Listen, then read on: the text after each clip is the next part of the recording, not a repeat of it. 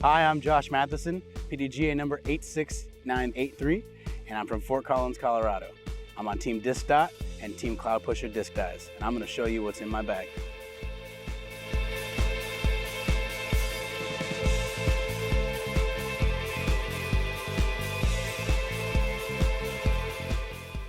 First, my putting putters.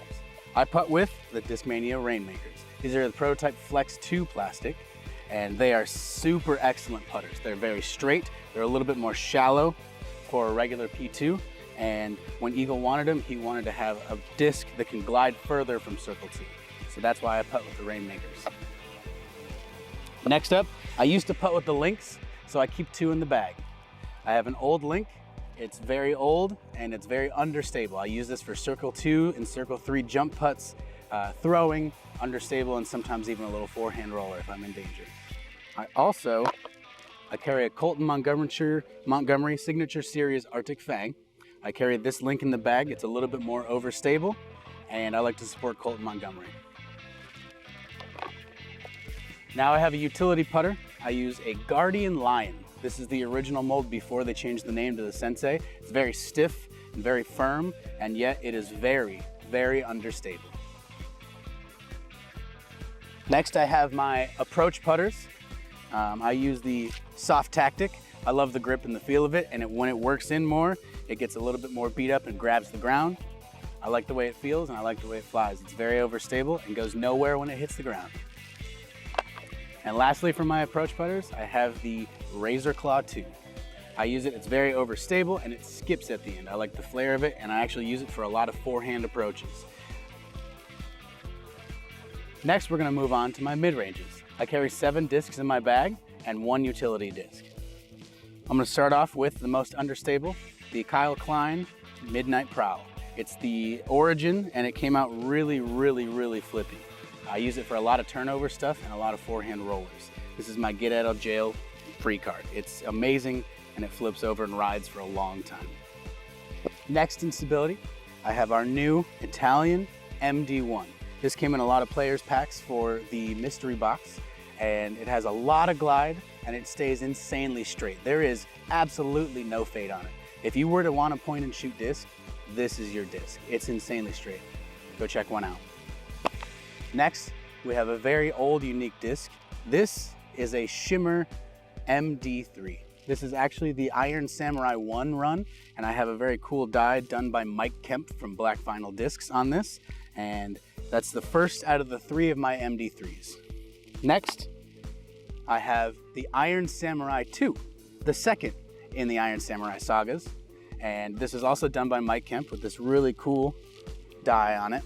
And this is my go-to mid for all scenarios. It flips, it stays straight, it can be hyzered. This is an awesome disc. And to complete the trifecta, I actually carry an Iron Samurai 3 as well. This is our new Italian Glow Blend, and it's very stable. It's not quite as overstable as like an MD4, but it is very stable and it has a lot of glide. It does not want to go to the ground. Speaking of MD4s, I actually carry 2 MD4s in my bag. This is the first dyed disc I have from my sponsor, Cloud Pusher. This is a Metal Flake MD4 with a really sick night sky die on it. It's very cool and it's very, very straight with a very reliable fade at the end. Next is the second one that he's ever done for me.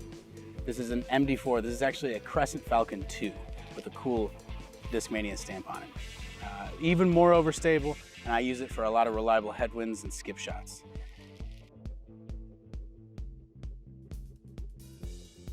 And the last mid-range in my bag is a very cool utility Mutant. This one is insanely domey and very, very, very stable. It likes to go left and it doesn't like to come back.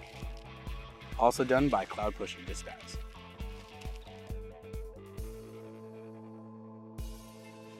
And now we move on to fairway drivers. I'm gonna start with the Speeds 7s.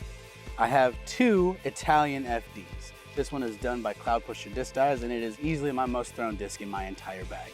The die on it is amazing, and if you haven't picked up an Italian FD yet, what are you doing? These are the straightest discs on the market. There is no fade, and they go so far. They fly like a 9-speed driver. They're so straight, and they're in that amazing Italian plastic. You need to pick one up yourself. These are amazing.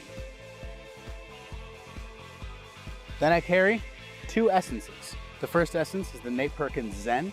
This is the most understable disc in my bag. It is at the point of utility. They came out naturally understable, but this metaplastic is absolutely beautiful. The essence itself is a very flippy driver, and this one came out even more understable than normal.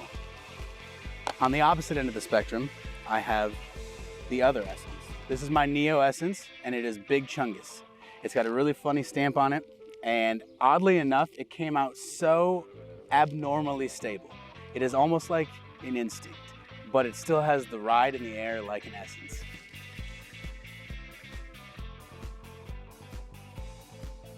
Next, moving on to an old school disc, I have a pearlescent FD3. I use this FD3 for a lot of long, drawn out hyzer shots with a little bit of skip at the end, but mainly I use it for forehands. It's really overstable in the fairway driver category. But even more than that is my utility disc that I use, the Splice. I got this one from Cloud Pusher Disc Dies as well, and this is the Fire and Splice edition. And I like that the colors on it are absolutely amazing, but if you have not thrown a Splice yet, it is absurdly overstable. It is a tilt that is throwable. It's unbelievable. Pick yourself up one today. I have a Luster CD2. This has an amazing Huck Lab die on it, and it's got the Tri-Fly logo. And I keep this for insanely straight distance shots up through tight woods and narrow fairways, and I need to keep it in bound. I'll throw this one, and I have it worked in pretty well, and now we have the more overstable version. I also have a second Luster CD2. This has an amazing die by Mike Kemp on it from the game Shadow of the Colossus, and it compares to the other Shadow of the Colossus disc you saw earlier. This one is just worked in a little less, so I use it with a little bit reliable, more fade at the end of its flight. Now we move on to my absolute workhorses, my favorite discs that we've ever made. We're moving on to the PDs. This is a second run PD from the 2014 run, and it is insanely straight. It's the most straight disc I've thrown in the PD category, and it's still got an absolute meat hook at the end. I can use this for about 400 to 450 foot shots with a big flare skip at the end, but it stays insanely straight. The next step up from that is when I want to throw a star plastic feel, I throw the S-Line PD. This is the Grady Shoe run. This is the 13th run, and it's insanely overstable with a really huge dome. It's got a lot of glide and a really sick die on it, but I like it for those really hard finishing left shots. And finally, we have our new Italian PD. I have a few more being dyed up by Cloud Pusher Disc Dies, but they're soon to come out. This is just the first one I got from the factory, and it is so stable. It is the most overstable PD that I think we've ever made in our entire lineup. This PD is very stiff. It's in that Italian plastic, and it can hold every bit of power that you put into it. Go ahead and pick yourself up a PD today. And now we move on to the distance drivers. I only have 2 molds in my bag, but I use them very effectively. I'm gonna start off with my max distance and my roller disc. I use the Discmania Evolution Enigma. This is the special blend Vapor Enigmas. They are the straightest and farthest flying of all of them. I actually have this one extremely lightweight, 167, and I use it exclusively for distance rollers. Anytime I'm on a golf course or anything like that where you need 700-foot rollers, that's not me, but I try. Next, we have the Enigma in the Forge plastic. It depends on which ones you get, but this is the actual first runs of them. And the first run Forge Enigmas were actually so stable. So you basically take all of the glide out of an Enigma and you have yourself a Forge Enigma. Next, the only other mold is the DD3.